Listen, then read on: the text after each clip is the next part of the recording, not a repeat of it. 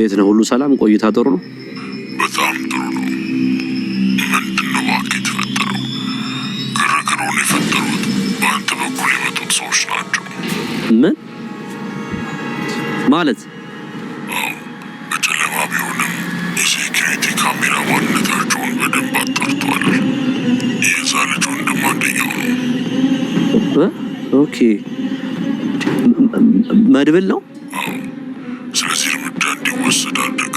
ከግርግሩ በኋላ የእኛ ሰው መጥቶ ነበር። ረቧል። ምንም እንዳልተፈጠረ ነው የተደረገው። እነሱን ሰዎች ግን መጠንቀቅ አለብህ። ካሰብናቸው በላይ ደፋርና አደገኛ ነው።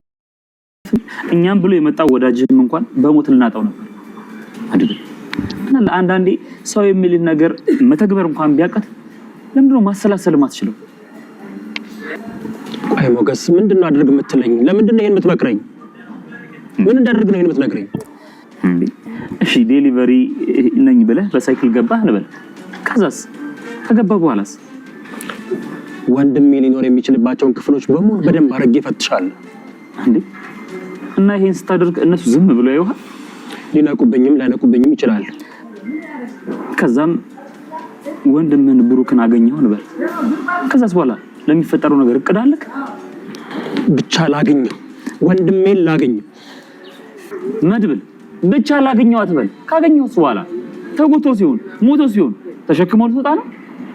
ዴሊቨሪ የመጣ ዕቃ ነው ብሎ እንዲያሳልፉን የጠበቀው? እቅድን ስናወጣ እስከ ግማሽ ሳይሆን እስከ መጨረሻ ነው መሆን ያለበት። ሰላም ሰላም፣ እንዴት ናችሁ? የምሳሌ ድራማ ተከታታዮች ሁሉ ሁሉ ሰላም ነው ያለን። ክብሩ ይስፋ። እንግዲህ ዛሬ በክፍል 100 ብቅ ብለናል ማለት ነው።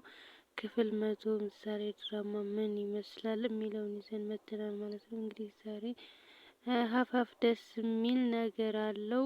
ሀፋፍም ሁሌም ነው እንደዚህ፣ ግን ያው ደስ ይላል። እና በዛሬው ዕለት ምን ተፈጠረ እንግዲህ እኔ እንትና ብሩክ የሚመጣ መስሎ ነበር። እንግዲህ ብሩክ አልመጣም ማለት ነው ዛሬ።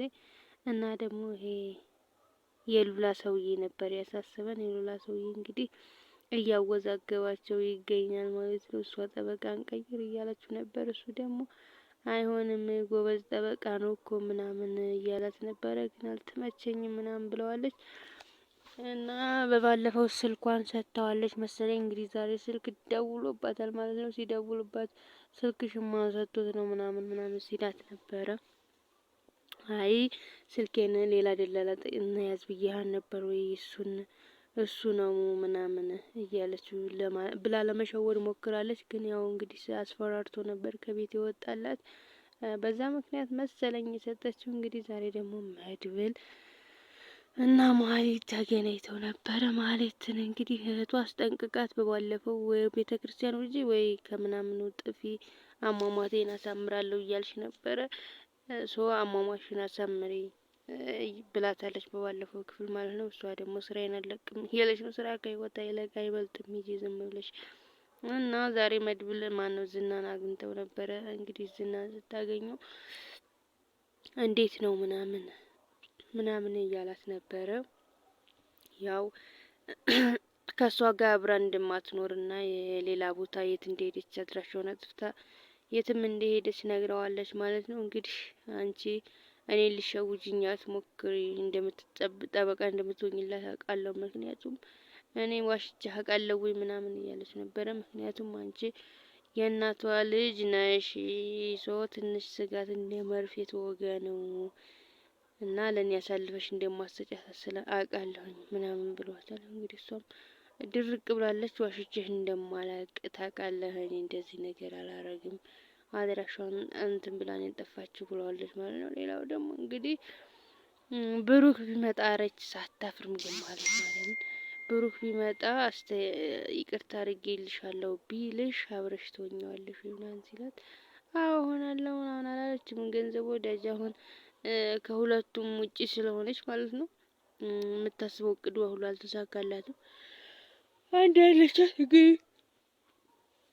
ኤፍራታ ነች። ኤፍራታ ያስጠጋቻት እሷ ብቻ፣ ሌላ ምንም ነገር የለም። እና መድብል ዝና ሲስቅባት ነበር። ምክንያቱም ምን እንደምትመስል ታውቂያለሽ? ይቅርታ አድርጊልኝ ግን ወደ ስድብ ምናምን እንዳትቆጥሪብኝ። ክንፏን የተመታች ዶሮ ነው የምትመስለኝ። ወይ መብረራችን ወይ መራመድ እንደማችል እንደሷ ነው የጎድን የምትዩ ምናምን እያላት ነበር ማለት ነው። እንግዲህ እውነቱን ነው ማለት እንዴት አታፍርም? እንዲያውም ብሩክን ያንን ሁሉ በደል በድለው ያንን ሁሉ ነገር አድርጋ ውርደት አዋርዳ ልጅቱን ልቅል ብላ ምናምን ደግሞ ምን ትላለች ልጅቷም ድናለች። ሁሉም ተስተካክሏል። እሱ ይቅርታ ካረገልኝ አሁን የሚያጣላን ነገር የለም። ስለዚህ ያው አብረን መሆን እንችላለን። ያው ያለፈ ቢያልፍም ጠባሳ ግን አይለቅም። ልጅቷን በቢላ ልትወጋት እኮ ነበረ። ብቻ ከባድ ነበርና እንደዛ እያለች ነበር። ግን የቅድስት ህልም ምን መሰላችሁ? የምር እኔ እውነት መስሎኝ ነበር የቅድስት ህልም። ግን በዛ ሞመንት እንዴት እስር ቤት መጣ ምናምን የሚለው እንግዲህ ፈጣሪ ይወቀው። ግን እውነት ቢያደርግላቸው ግን አንድ ቀን እውነት ይሆንልሻል። ትንሽ ነው የቀራችሁ ትንሽ።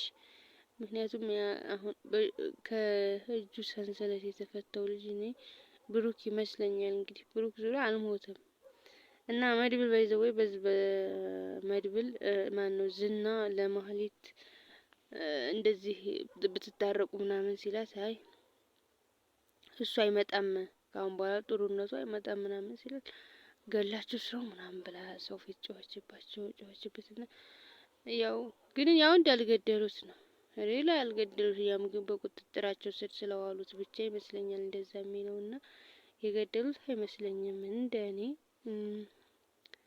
እና ሌላው ደግሞ እንግዲህ መድብል የሳይክል ዴሊቨሪ ሆኜ ይገባለሁ ምናምን ብሎ እያስቸገረ ነበር ማለት ነው። እና በዚህ አጋጣሚ ሞገስ አንዳንዴ ውል ትሰራለህ። እቺ ነፈዝ ሚስትህ ናት እንጂ እሷ ነፈዝ አንተ ነፈዝ። እና በደንብ በሀሳብ አስብበትና ካሰብክ በኋላ ነው ነገሮችን መተግበር። ምክንያቱም እዛ ዴሊቨሪ ነኝ ብለህ ገብተህ የማይሆን ነገር ቢፈጠርስ? እሺ ገባህ እንበል ወንድምህን አገኘነው እንበል እና የዴሊቨሪ ምግብ ነው ብለህ ይዘህ ልትወጣ ነው ሬሳውን ወይስ አብራችሁ ሁለታችሁ ሬሳው ናችሁ ልትቀሩ ነው? እና በደንብ እናስብ ያለበትን ቦታ ምናምን እናጥና።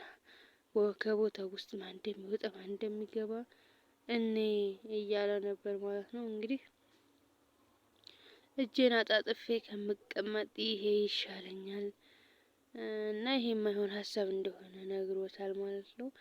እሱም እንግዲህ አክሰፕት ያደረገ ይመስለኛል። ምክንያቱም የዴሊቨሪው ነገር የማያዋጣ ታሪ ነው። ለመግቢያ ሊጠቀምበት ይችላል። ደግሞ በዛ ላይ ደግሞ ያው መድብል እንደሆኑ ያ ማን ነው የሚባለው የሚያስፈራራው ሰውዬ ለዝና ነግሮታል ማለት ነው። እንግዲህ ያው ዝና እንደሆነ አውቀዋል፣ መድብል እንደሆነ አውቀዋል። እንግዲህ ድፍረት ይኖራቸዋል ብሎ አላሰበም ነበር እንትና ዝና። እንግዲህ የሚፈጠረውን ቀጣይ እናያለን። ላይክ፣ ሼር፣ ሰብስክራይብ ማድረጋችሁን አትርሱ።